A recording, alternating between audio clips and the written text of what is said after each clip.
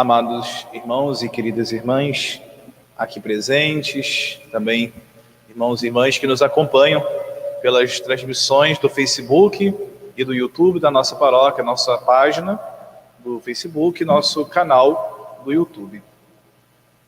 Antes de entrar no tema desse domingo, eu quero fazer uma memória, uma recordação, uma anamnese, um retorno àquilo que nós ouvimos, meditamos ao longo do mês de julho.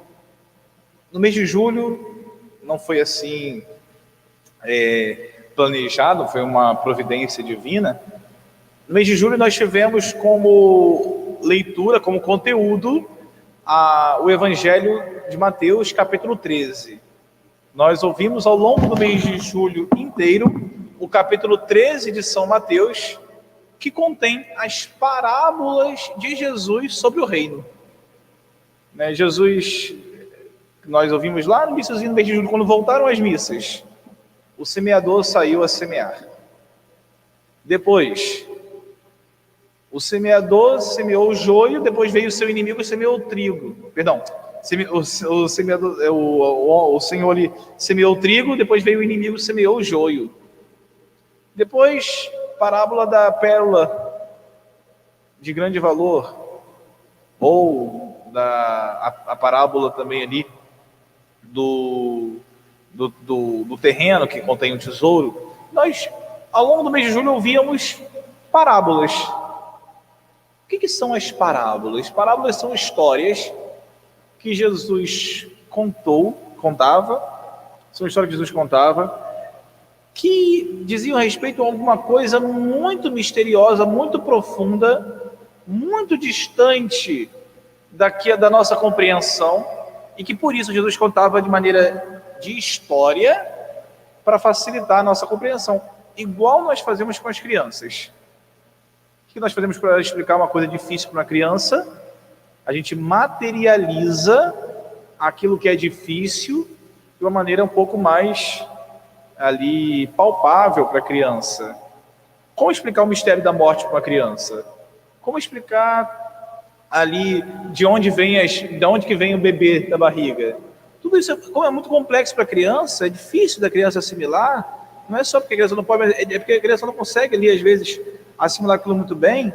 Então se conta uma história materializando, não ali para mentir para a criança, a intenção não deve ser essa, mas às vezes para materializar, para que a criança possa compreender do seu jeito, do jeito que ela é capaz de compreender.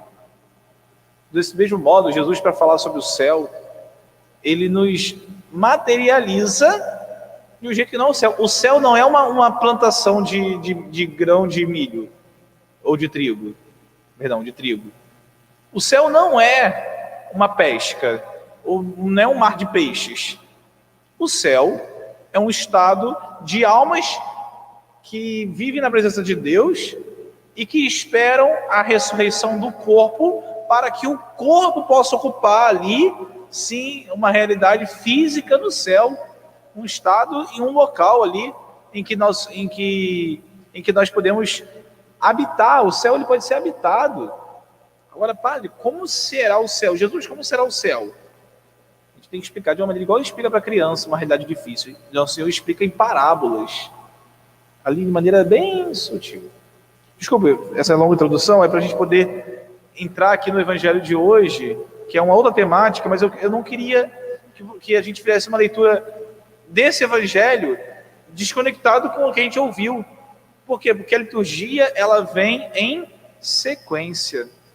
A cada domingo é um evangelho. Há quem diga que na Igreja Católica a gente não lê a Bíblia. Não, está aqui. Porque a gente lê de uma maneira litúrgica. É dentro da vida. A nossa vida a gente vai tentando entrar dentro do Evangelho, trazendo o Evangelho para dentro da nossa vida, e isso vai entrando de maneira dinâmica. Então a gente estava ouvindo as parábolas do reino. No finalzinho do capítulo 13 de São Mateus, Jesus ele vai à sua terra, vai lá em Nazaré, e lá ele é rejeitado, ninguém quer ouvir. Interessante que ele estava ali próximo do mar da Galileia, todo mundo queria ouvir Jesus. Aí ele vai dar um pulinho na sua terra, todo mundo rejeita Jesus. Lá que ele diz, que o profeta nunca é bem aceito na sua terra. Depois acontece a morte de João Batista, início do capítulo 14. Nós pulamos essa parte, não é a escolha do padre, a igreja inteira faz isso. Não leu aqui a história da morte de João Batista. E após a morte de João Batista, olha só, interessante isso. Jesus ele se recolhe um pouquinho. É o início do evangelho de hoje. Quando soube da morte de João Batista, Jesus partiu e foi de barco para um lugar deserto e afastado. O que Jesus estava querendo? Ele queria descansar. Talvez queria chorar a morte do seu primo. Seu primo morreu. E quando ele vai, aquela multidão que estava ouvindo a pregação dele das parábolas, sabe disso? E faz o quê? Vai atrás de Jesus. Gente, não estamos dizendo que Jesus ele havia ido para a cidade, para o shopping, para um teatro, para a maior live da internet. Não. Jesus estava indo para um lugar deserto e afastado. E as multidões foram para ele. E diz a palavra de Deus que Jesus, quando olhou aquela multidão, sentiu compaixão. Versículo 14. Encheu-se de compaixão por eles. Ao sair do barco, Jesus viu a grande multidão, encheu-se de compaixão e curou os que estavam doentes. Eu não sei se vocês têm na mente um pouco da geografia ali da região do mar, do chamado Mar da Galileia. É como se fosse o mar ali, não é propriamente o mar como nós compreendemos mar, no sentido assim de abertura para o oceano. Na verdade, assim, esse mar ele é como se fosse uma baía ou uma lagoa, assim, talvez poderíamos chamar assim, porque ele é quase que totalmente fechado. Assim, tem a saída de água, assim, tem entrada de água, mas ele é quase totalmente fechado. Então, por isso que Jesus pega o barco de um lugar e vai para o outro. É como se talvez aqui, mais ou menos, a gente fosse entrar, não sei se a extensão é a mesma. A gente pega ali o barco na lagoa ou laguna de Araruama e vai lá em Praia Seca, ou vai lá para Figueiras, né? Aquele lado lá em Arraial do Cabo. Ou então aqui, de repente, na Lagoa de Torreio, pegar de um lado para o outro. Jesus, ele pega o barco num lado, vai para o outro e a multidão vai atrás. Vai atrás por quê? O que faz a multidão ir atrás de Jesus? E conta a parábola de Deus mais à frente, depois nós vamos voltar aqui, que os discípulos ficaram preocupados. Por quê? Porque era uma multidão de 5.000 homens, sem contar mulheres e crianças, já estava anoitecendo e não tinha como dar de comer aquele povo. Gente, a população que foi atrás de Jesus não foi atrás de Jesus privada de alimentos, levando alimento da bolsa. Foram porque tinha uma necessidade maior. Pense você, um exemplo, dá 11 horas, alguém te chama para ir a algum local. Aí você pode ter, tem duas opções. Vamos supor que você não tenha condição de comer na rua. Você fala assim, não, espera um pouquinho, vou almoçar primeiro, depois eu saio, depois eu vou. Mas de repente o que você vai fazer é tão importante, é tão mais assim necessário, urgente, que você fala assim, eu não vou comer agora não, eu vou fazer isso aí primeiro, nem lembro de comer. Depois eu vejo. Enfim, era essa a realidade que estava o povo aqui. O povo não estava preocupado com o que ia comer, mas tinha algo muito mais necessário para saciar a sua fome ou a sua sede. É interessante a gente fazer a leitura desse relato de Mateus e comparar. Se você tiver um tempinho para rezar essa semana, faz isso. Pega o capítulo 14 de São Mateus e o capítulo 6 de São João. Capítulo 14 de São Mateus e o capítulo 6 de São João. Padre, é o mesmo episódio? É provável que sim. Só que São João está contando de outra maneira. São João, ele conta esse episódio da multiplicação dos pães, primeiro, e aí Jesus vai para outra região e o povo vai atrás de Jesus. E quando chega, aí o povo está atrás de quê? De comida. E Jesus vai e faz o discurso do pão da vida. Como eu estou falando, como que isso aqui é enriquecedor? Se você puder pegar, por exemplo, dar uma relida no capítulo 13, você vai encontrar as parábolas como um conjunto de ensinamentos. Depois, o capítulo 14 aqui, estamos começando, capítulo 14, versículo 13, é o discurso aqui de Jesus na multiplicação dos pães. Por que Mateus coloca, o que faz Jesus multiplicar os pães? Porque aquela multidão estava faminta. Mas, aí que está, aqui é a grande diferencial. Jesus não está aqui solidário, atenção, com a falta de comida. Isso aqui é um grande engano. Pensar que Jesus aqui, a solidariedade que temos nesse evangelho, nesse momento aqui, é a falta de comida. Não é. Porque Jesus estava enlutado pela morte do seu primo. A grande solidariedade de Jesus aqui é perceber que aquelas almas possuíam um vazio interior, que precisavam de sentido, que precisavam de direção, que precisavam de um refúgio, de um recurso. E Jesus, por causa desse discurso, ficou horas com aquele povo. E aí sim, precisava de dar de comer para que eles não pudessem ir embora, para que eles ficassem. Porque eles poderiam Jesus poderia ter despedido. Olha, vão embora comer porque vão morrer de fome aqui. Não. Fiquem aqui. Fiquem aqui para ouvir a palavra.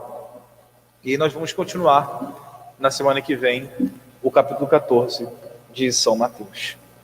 Meus irmãos, hoje a igreja no Brasil, ela celebra o domingo do sacerdote, o domingo do padre. E no mês de agosto, nós vamos refletir sobre todas as vocações da igreja. Hoje, a vocação ao sacerdócio. Semana que vem, a vocação ao matrimônio. Na outra semana, a vocação à vida religiosa. Depois, também a vocação missionária. Esse mês temos 5 domingos. Nós podemos ainda falar sobre as vocações apostólicas, as vocações dentro da sociedade, né, do mundo comum, assim, que a gente também pode encontrar os chamados de Deus. E a minha intenção neste ano é falar um pouco sobre o mistério do chamado de Deus, o mistério do sacerdote, o mistério existente no matrimônio, o mistério existente na vida religiosa.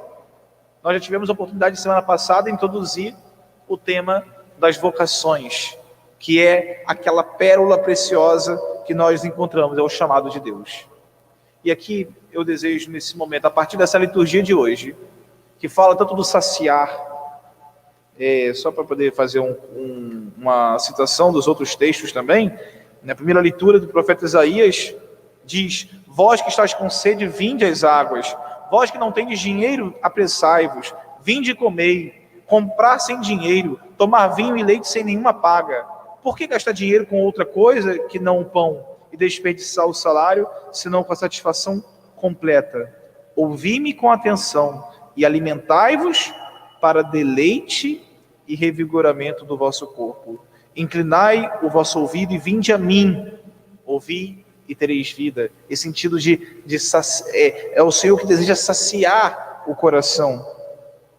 Salmo: vós abris a vossa mão e saciais os vossos filhos. São Paulo que nos pergunta, na segunda leitura: quem nos separará do amor de Cristo? Fome?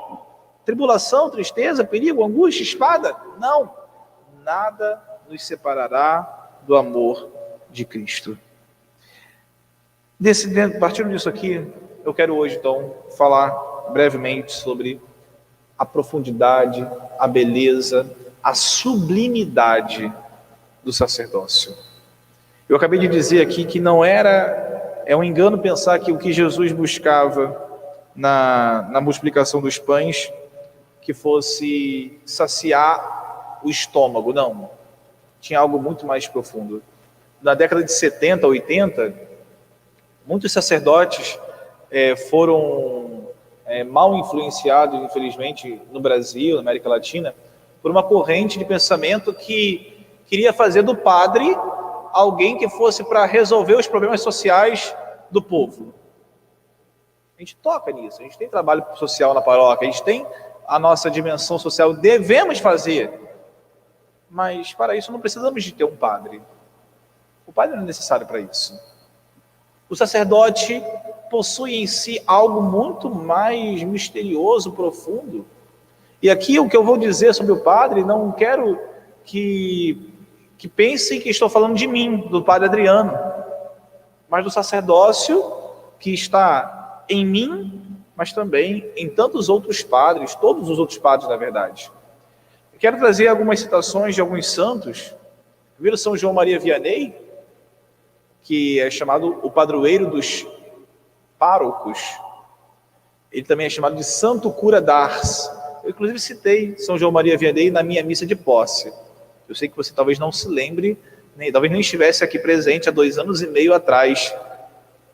Eu citei um pensamentozinho, um acontecimento da vida dele. São João Maria Vianney, ele diz uma frase que é muito famosa.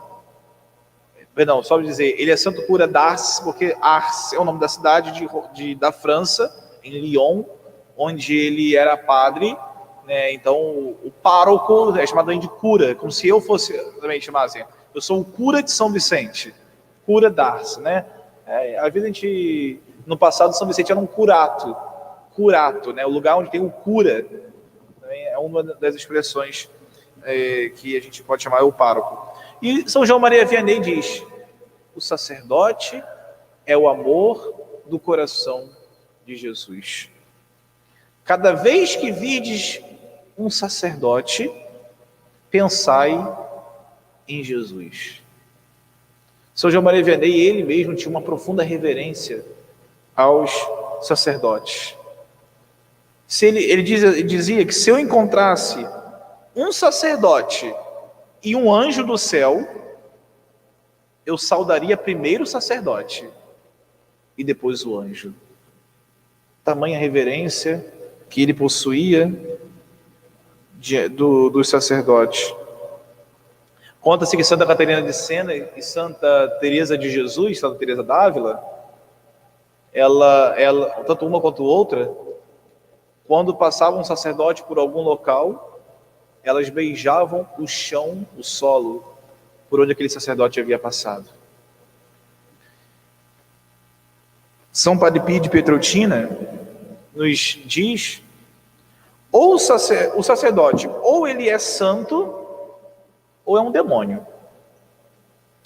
Ou santifica, ou arruína.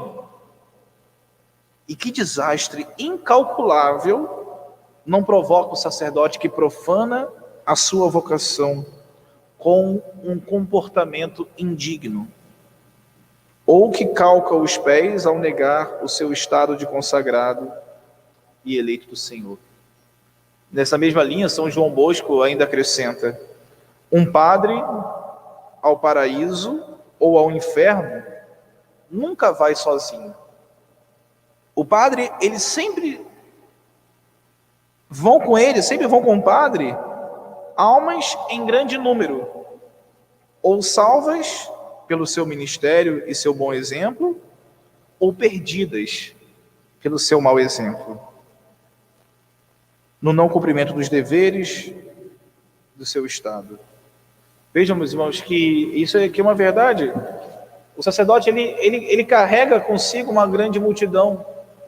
E se nós temos um sacerdote que se ergue santo no céu, ele vai levar com ele uma galera. Ele vai levar com ele um povo. Se nós temos um sacerdote que se perde, ele leva também para o inferno almas com ele. Tamanha a importância, a responsabilidade do sacerdócio. O sacerdote que tem o poder de abençoar, Deus nos livre disso, mas pode também amaldiçoar.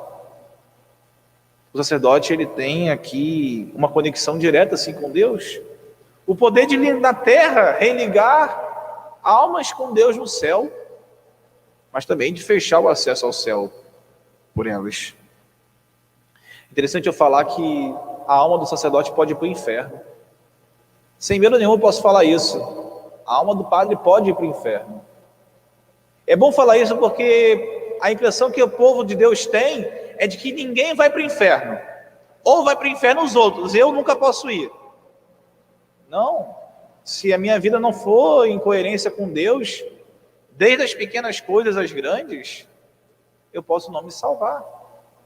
Eu preciso lutar pela minha salvação, e passa pela minha salvação a compreensão do mistério do sacerdote ou do sacerdócio na minha vida. Mais uma vez eu te digo, não quero aqui dizer para você sobre eu, Padre Adriano. Não estou pedindo a reverência, né, assim, não é de mim que estou falando. Estou falando nesse domingo sobre a dignidade, a beleza, a profundidade do sacerdote ou do sacerdócio.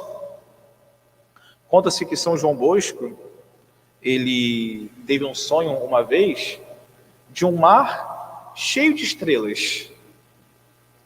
E ele perguntou ao Senhor, entendeu o que significava aquilo ali.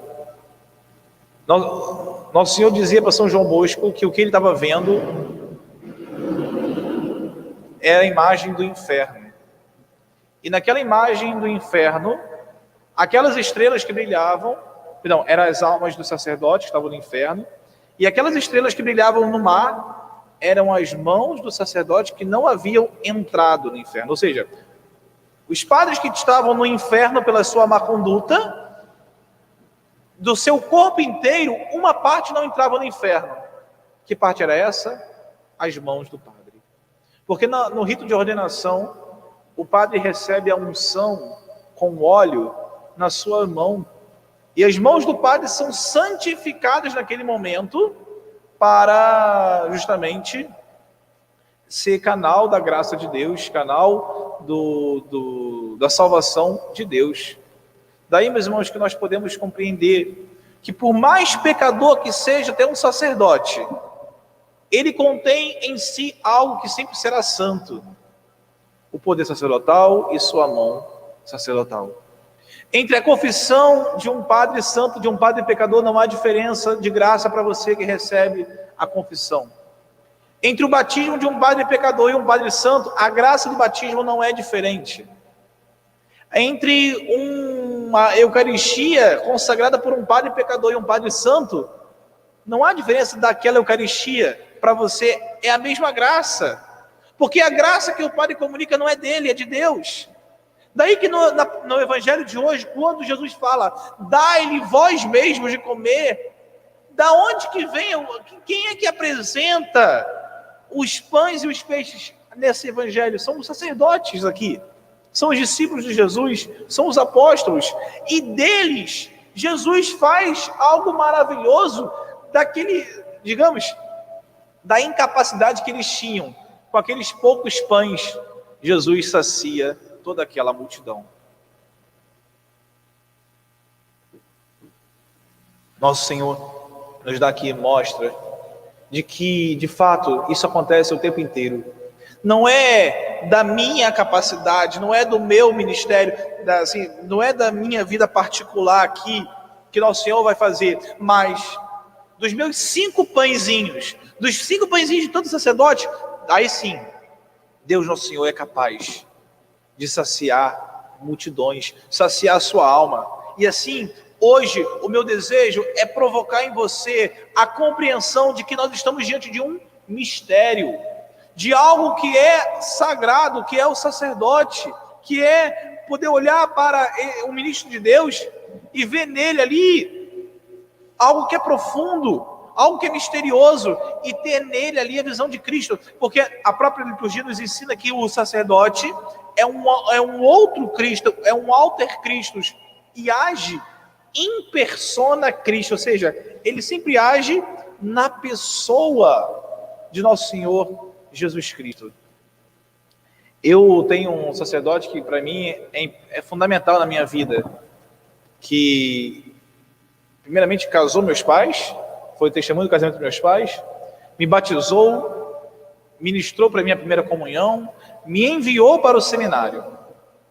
Esse sacerdote hoje, ele está num convento de freiras, sendo cuidado com Alzheimer.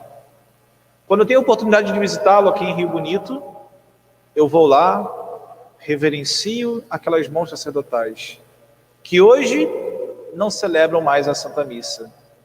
que hoje já não tem mais ali total domínio sobre o seu juízo, sua razão, é envolvido por essa doença que tira dele ali o exercício ministerial. Porém, a comunicação de graça que aquelas mãos consagradas fizeram ainda é atual, ainda é existente, ainda é ativa, embora aquele sacerdote não tenha mais assim tanto mais o que se ocupar na igreja devido à sua doença. Ali, naquelas mãos, eu sou chamado a reverenciar e ver naquele padre enfermo, acamado, ali, limitado, eu vejo ali o próprio Cristo.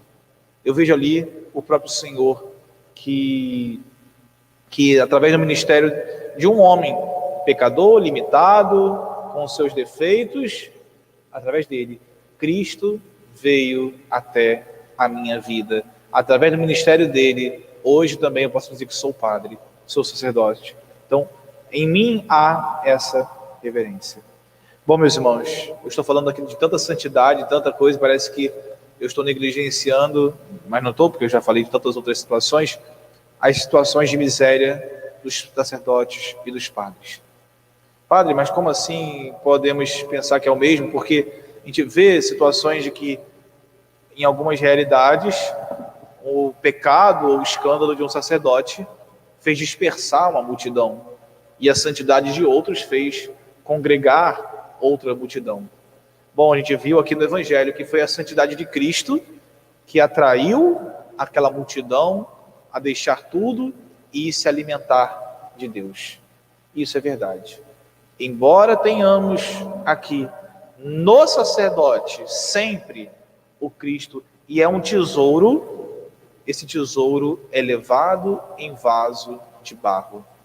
Esse tesouro é levado por pessoas limitadas, pecadoras, que precisam da santidade.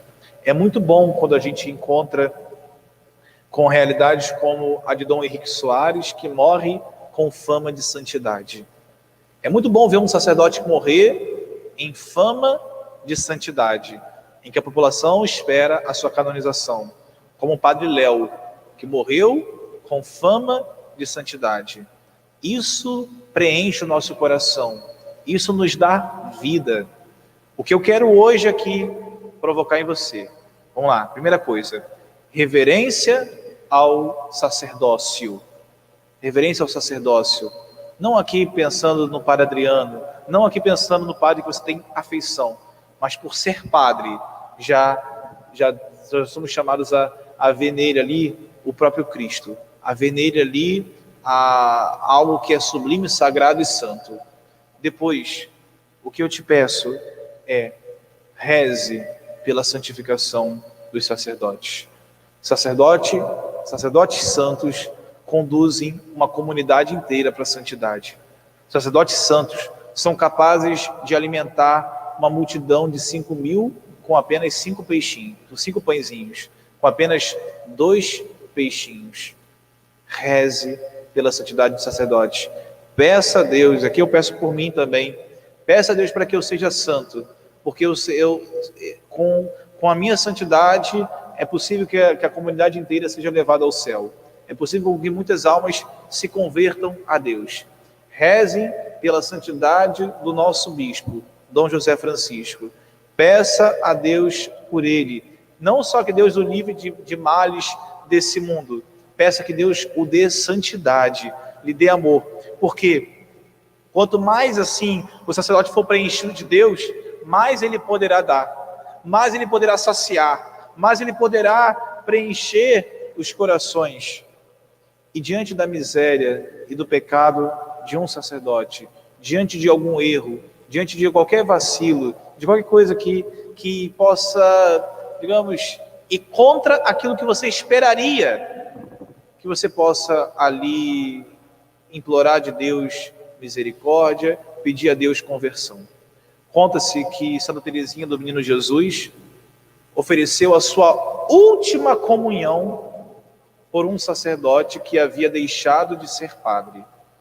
Não sei te dizer o que o padre fez, o que ocorreu. Eu não sei qual foi a razão do padre deixar o ministério, mas o que eu sei é que Santa Teresinha do Menino Jesus ofereceu a última comunhão da vida dela pela conversão daquele padre, e aquele padre, depois de um tempo, voltou ao ministério, voltou ao sacerdócio. Que você possa implorar a Deus, diante da miséria de um padre, ao invés de, talvez, que é a tendência, né, do nosso tempo, espalhar essa notícia que é vergonhosa, espalhar essa notícia que é triste, mas que você possa implorar de Deus para ele a misericórdia, a santidade, que ele possa se converter e voltar à santidade, voltar ao caminho dele, e assim conduzir almas para o reino do céu. Volto a dizer, que Deus Nosso Senhor permita em você reconhecer a grandiosidade do sacerdócio, a santidade que existe nas mãos sacerdotais, que são independentes da vida que ele leva. Agora, um padre que leva uma vida santa conduz uma multidão para o céu. Nesse dia do padre, né, o dia do padre, na verdade, é terça-feira, dia de São João Maria Vianney, que foi um padre que chegou em uma região bem pobre, que quase não tinha devoção a Jesus Cristo, e cultivou ali tanto amor a Cristo, que pessoas peregrinavam para ir rezar e se confessar com São João Maria Vianney, ou então estar com ele. Que você possa pedir a Deus a graça dessa reverência, pedir a Deus a graça do sacerdote. Reze. Reze pelos sacerdotes que você conhece, reze pelo sacerdote da sua paróquia que te pastoreia, reze pelo seu bispo, reze pelos padres que você sabe que passou por aqui, reze pelas almas dos sacerdotes falecidos, reze pelos padres, que Deus Nosso Senhor possa suscitar em você essa piedade, essa devoção e